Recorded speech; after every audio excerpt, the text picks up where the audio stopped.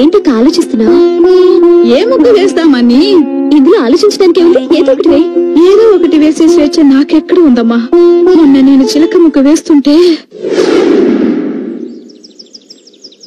ఏంటి ఈ చిలక? అవునండి, ఎలా ఉందండి? చాలా బాగుంది, బ్రహ్మాండంగా ఉంది. ఎవడేమన్నాడు ఈ ముగ్గు నిన్ను? ఎవరు వేయమనలేదండి. ఎవరు వేయమనకుండా నేను ఒక్కదాని వేసే ఇండిపెండెంట్ డిసిషన్స్ తీసుకుంటున్నావు అన్నమాట. ఏంటి మాట్లాడమే? సతీ సావిత్రి కట్టింగ్ లేవక చిలక ముగ్గేసి చిలకలాగా ఎవరితో ఎగిరిపోదాం అనుకున్నావా?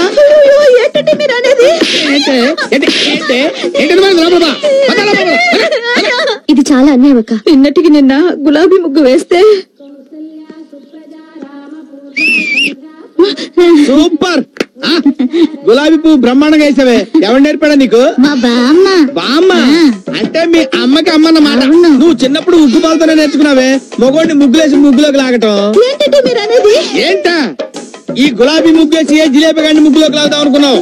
ఆయన అంటే ఏంటి ఆడి పేరు కూడా చెప్పాలండి. పేరు కూడా చెప్పాలండి. నేను తప్పేస్తాను. ఎవడవాడు చెప్పు. చెప్పవే. చెప్పు చెప్పవే. ఏది అయినా ఇలాంటి అనుమాన పక్షిని నువ్వేనా పెళ్లి చేసుకున్నావు అక్క? అదో పెద్ద ఫ్లాష్ బ్యాక్. నేను 2 ముక్కల్లో చెప్తాను, వినేసి వెళ్ళిపో. నేను లాల్ బహదూర్ స్టేడియం ఎదురుగా ఎస్టీడీ బూత్ లో పనిచేసేదాన్ని. ఈ పొట్టోడు రోజు క్రికెట్ కిట్ లో పట్టుకుని లోపలికి బయటికి తిరుగుతుండేవాడు. అంతేకాదు అజారుద్దీన్, లక్ష్మణ్ ఇద్దరితో నవ్వుతూ మాట్లాడేవారు. ఒకసారి ఇండియా పాకిస్తాన్ వన్డే మ్యాచ్ జరిగితే చూడాలని సర్దా వేసి ఇతన్ని టికెట్లు అడిగాను. పెవిలియన్ లో ప్లేయర్స్ పక్కనే ఫ్రీగా కూర్చోబెట్టి కాఫీ టీ కూడా ఇచ్చారు. తర్వాత ఐ లవ్ యూ అన్నారు. ఇతనేదో పొడి చేసే ప్లేయర్ అనుకుని నేను ఐ లవ్ యూ అనేసి పెళ్లి చేసుకున్నా. తర్వాత తెలిసింది ఈడో క్యాంటీన్ లో కాఫీ టీ అమ్ముకునేవాడని. అయ్యో, ఎంతగా మోసపోయావు అక్క. గుడ్ మార్నింగ్ అక్క. Good morning. నా పేరు పల్లవి. నిన్న నేను ఎదురింట్లో దిగాం. మీ ఇద్దరి గురించి శ్రీకన్య ఆంటీ చెప్పారు. అలాగా? కొత్తగా పెళ్ళైందమ్మా? అవునక్క. జాగ్రత్త. దేనికక్క? ముగ్గు వేసేటప్పుడు ఏ ముగ్గు మీ ఆయనకి ఇష్టమో ముందే తెలుసుకుని వేయమ్మా. పల్లవి కాఫీ పెట్టాను, వేణీలు కాసాను, పల్లె పని కూరగాయలు కూడా వేసా. అక్క, మా ఆయన చందు. నమస్కారం అండి. ఏం బాబు, కాఫీ నువ్వే పడతావా? నేనే పెడతానమ్మా. బాబు, కూరగాయలు కూడా నువ్వే కోస్తావా?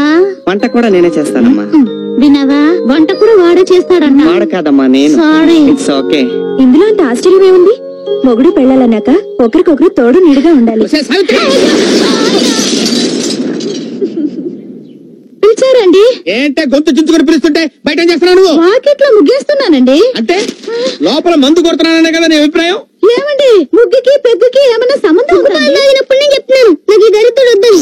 అయ్యో తప్పునానా, అలా చెప్పకూడదు. మనకు టీవీ నచ్చకపోయినా మార్చుకోవచ్చు, పాలోడు పేపర్ లోడు నచ్చకపోయినా తీసేయొచ్చు, కానీ నచ్చినా నచ్చకపోయినా డాడీని మాత్రం మార్చుకోలేమమ్మా. ఏంటండి ఉద్దేశం?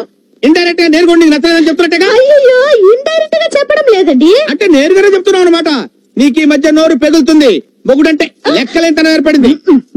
మొగుడంటే ఎలా ఉండాలో ఆ ఎదురింటి కుర్రాడిని చూసి కొంచెం నేర్చుకోండి.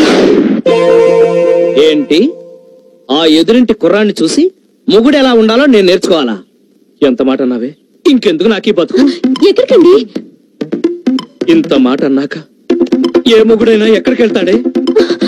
బార్కి. మీరు మారండి. ఎందుకు మారాలి? నేనేమైనా మిడ్ నైట్ మసాలా చూసి నిన్ను సిమ్రాన్ లాగా చీర కట్టమన్నానా? ముంతాజ్ లాగా మిడ్డీలు వేయమన్నానా? కరిష్మా లాగా చరిష్మా లేకపోయినా సరే ఆర్తి అగర్వాల్ లాగా హారేసుకోమని చెప్పాను. అసలు ఏ మగాడికైనా పెళ్ళాం కన్నా ప్రతి ఆడది అందంగా కనిపిస్తుంటే తాళి కట్టిన పాపానికి మేం మిమ్మల్ని భరిస్తుంటే మీరేంటే వాడెవన్నో చూసి హృతిక్ రోషన్ లాగా బాడీ పెంచండి, రజనీకాంత్ లాగా బీడీ కాల్చండి అని ఎందుకేమా మూడ్ ఆఫ్ చేసి మమ్మల్ని హాఫ్ తాగేలాగా చేస్తారు? బారుకి వెళ్ళడానికి భారీ కన్నా భారీ రీజన్ ఏమన్నా కావాలా? అక్కర్లేదు, వెళ్తానా? మనం రొటీన్ గా మిడ్ నైట్ కాకుండా పట్ట పగలే ఎందుకు మందు కొడుతున్నామో తెలుసా? మన ఎదురింటి ఎదవ కారణంగా మన పెళ్ళాల చేతుల్లో మనం అవమానం పొందాం కాబట్టి. మామూలు అవమానం కాదు. యుద్ధంలో పారిపోయిన సద్దాం హుస్సేన్ కన్నా ఐశ్వర్యరాయ్ చేతుల్లో చీకొట్టించుకున్న సల్మాన్ కన్నా భయంకరమైన అవమానం. ఇప్పుడు మనం ఏం చేద్దాం? ముందు మందు కొడదాం, తర్వాత వాడిని కొడదాం. వాడు కొట్టించుకోకపోతే వాడిని కిడ్నాప్ చేసి మరీ కొడదాం. కిడ్నాపా? నాకు చేత కదయ్యో. ఏది చేత కాదు, ఒకసారి చేస్తే అదే అలవాటు అవుతుంది. అంతేనట.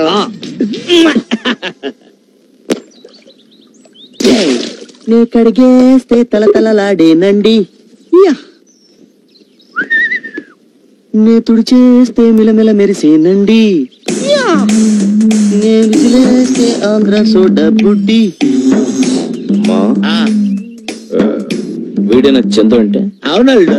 తలతల్లాడే నలుపుకి, మిలమిల మెరిసే మెరుపుకి చందు వాషింగ్ సర్వీసెస్. అదా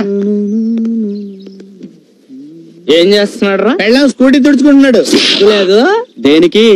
స్కూటీలు కడిగి పెళ్ళాం నైటీలు తిగి కాళ్ళు పిసికి కుక్కలాగా తోకాడించడానికి. అందులో తప్పే ఉంది.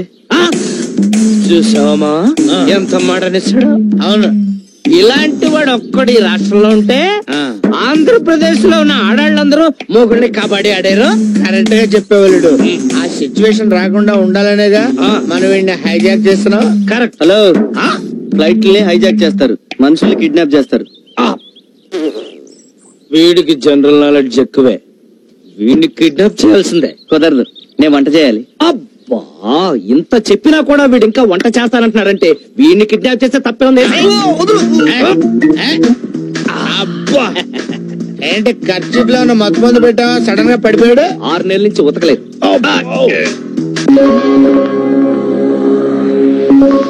నేను ఎక్కడున్నాను? నన్ను కిడ్నాప్ చేసిన వాళ్ళు లేరి? మీరెవరు మహానుభావా? పిచ్చివాడు, నేను శ్రీకృష్ణుడు. నేను అర్జునుణ్ణి. ఏ? నాతో మీకు పనేంటి? ఎందుకు తీసుకొచ్చారు? నీకు పరిపూర్ణమైన సంసార జ్ఞానాన్ని బోధించడానికి. సరిగ్గా విను. పోయినా రోజుకు కనీసం 3 సార్లైనా ఇరగొట్టాలి. మన మాట వినే వరకు కొడుతూనే ఉండాలి. మనమే పెళ్ళాల మాట వింటే ఫ్లూటుచుకుని తొక్కలు పొడుస్తాను. చూడు,